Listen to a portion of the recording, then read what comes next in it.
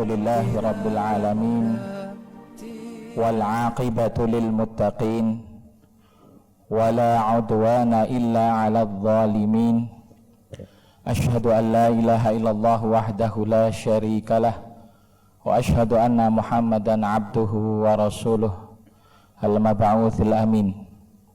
Allahumma salli wa sallim wa barik ala sayyidil mursalin Muhammadin ibni Abdillah wa ala alihi wa sahbihi wa man tabi'ahum bi ihsanin ila yaumiddin. Amma ba'd. Jamaah kajian Ahad pagi, bapak-bapak dan ibu-ibu yang dirahmati oleh Allah, sebagai muqaddimah dari kajian Ahad pagi di kesempatan hari ini, alhamdulillah kita bersyukur kepada Allah. Allah masih memberikan kepada kita nikmat, taufik, hidayah. Allah subhanahu wa ta'ala masih melimpahkan kepada kita karunia yang tidak pernah terhitung. Maka sungguh seorang hamba yang bersyukur kepada Allah subhanahu wa ta'ala akan Allah tambah nikmatnya. Dan siapapun yang kufur, tidak bersyukur kepada Allah, tidak menjalankan perintahnya, justru malah meninggalkannya, dan dia juga melanggar aturan Allah subhanahu wa ta'ala, bermaksiat, maka Allah subhanahu wa ta'ala memiliki atau maha mampu untuk mengazab mereka dengan azab yang pedih. Jamaah yang dirahmati oleh Allah, peradaban umat manusia itu sudah sangat sepuh, sudah begitu tua. Dari sejak Nabi Adam alaihi salam diciptakan oleh Allah subhanahu wa ta'ala, kemudian dari Adam itu Allah subhanahu wa ta'ala melahirkan anak-anak keturunannya. Kemudian semakin banyak menjadi bersuku-suku dan berbangsa-bangsa, hingga kepada kita semua. Ini merupakan satu sejarah yang panjang. Berapa tahun kira-kira nih? Kalau dari zamannya Nabi Isa alaihi salam sampai ke kita saja, ya, itu sudah lebih dari 2000 tahun. Dari zamannya Rasulullah SAW sampai ke kita sudah 14 abad lebih. Maka dari zaman Nabi Adam alaihi salam sampai kepada kita berapa ribu tahun. Nabi Nuh saja mendakwahkan kepada umatnya dakwah lebih dari 900 tahun. Itu cuma Nabi Nuh alaihi salam. Ya. Jadi sejarah yang panjang ini pada akhirnya akan sampai kepada puncak, ya, di mana dunia Allah subhanahu wa ta'ala binasakan dengan adanya kiamat. Dunia Allah subhanahu wa ta'ala binasakan dengan adanya kiamat, ya. Kita tidak tahu berada di fase mana kita ini, ya. Kita nggak tahu ada di fase mana. Tapi yang jelas lamanya jarak kita kepada Rasulullah Shallallahu Alaihi Wasallam itu memang sudah menandakan bahwa kita ada di zaman akhir. Kita berada di zaman akhir. Semakin menuju akhir, semakin fitnah itu dahsyat. Ujian keimanan bagi orang beriman itu tambah berat.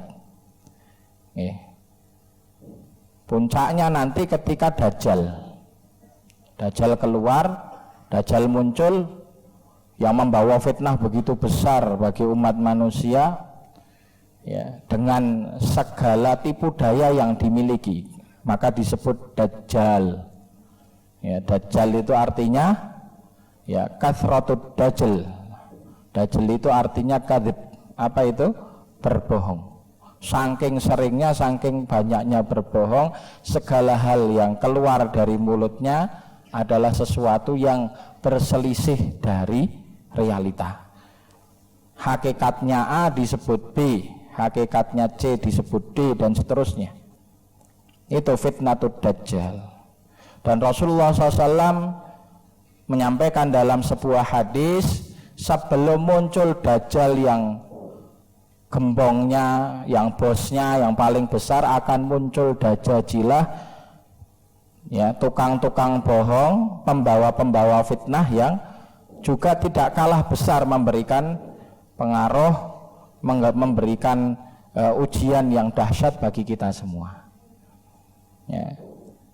Intinya semakin kita itu berada di akhir, semakin kita ke belakang, semakin fitnah itu lebih berat.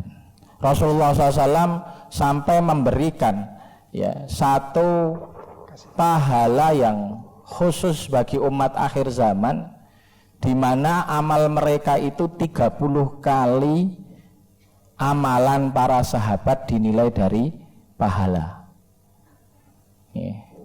Dari sisi pahala, amalan yang diamalkan itu 30 kali lipat. Sampai sahabat bingung, yang 30 atau mereka yang 30, wahai Rasulullah? Mereka yang 30 kali lipat amalan kalian. Ya. Benar yang tadi disampaikan oleh Pak Moderator nih. Pagi ini kan enaknya kalau kita semua di rumah nih, bapak-bapak, ibu-ibu, nonton TV, ngopi tadi nggih, Masya Allah. Nah, kita bisa hadir di sini, insya Allah pahala yang kita dapatkan 30 kali lipatnya orang yang menuntut ilmu di zaman dulu. Karena fitnahnya lebih besar. Karena fitnah lebih besar, halangan dan cobaannya juga semakin banyak, maka semakin kita harus kuat dalam berpegang kepada agama ini, berpegang kepada dinul Islam. Tuntunannya adalah ilmu.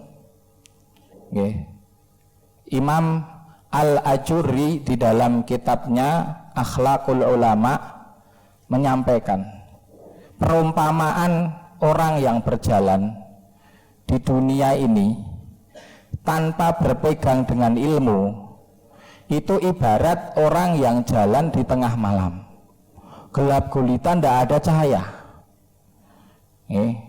Kula ibaratake non sewu niki bapak-bapak ngelep jam 12 dalu.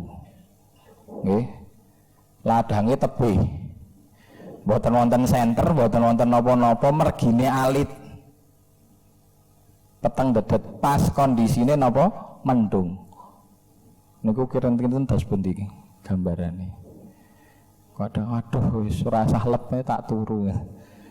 Nggih to, berat. Gelap, gelangan mati lampu danten mboten wonten napa-napa. Nah, itu gambarannya seperti itu. Nggak cukup demikian kata beliau, ditambah lagi dengan fitnah yang tadi kita sampaikan. Jalan niku bukan hanya gelap, kecil, tidak kelihatan, tapi juga banyak rintangan, banyak ranjaunya. Ada lubang, ada beling, ada macam-macam batu. Nek nggak hati-hati kejemblong. Utawi napa? Nginjak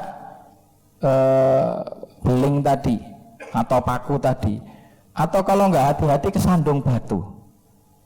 Nah, itu perumpamaannya seperti itu. Kita hidup sekarang itu di zaman akhir ini perumpamaannya demikian. Semakin gelap, ulama sudah banyak yang diwafatkan, semakin banyak rintangannya. Maka butuh hati-hati, tetap jangan sampai lepas dari pegangan tuntunan ilmunya ulama. Karena ilmunya ulama itu diibaratkan seperti pelita, seperti lampu yang menerangi jalan tadi. Jalan yang gelap penuh rintangan tadi bisa dilewati, insya Allah kalau kita semua berpegang kepada ilmunya para ulama. Jadi majelis Ahad pagi ini semoga bisa menjadi wasilah bagi kita semua untuk berusaha mencari pelita dan penerang.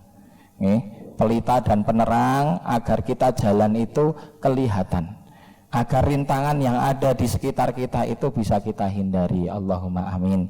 Demikian sebagai khidmah dari kajian Ahad pagi edisi ini 101. Ya, 101, Masya Allah. Selanjutnya waktu kami kembalikan kepada masyarakat.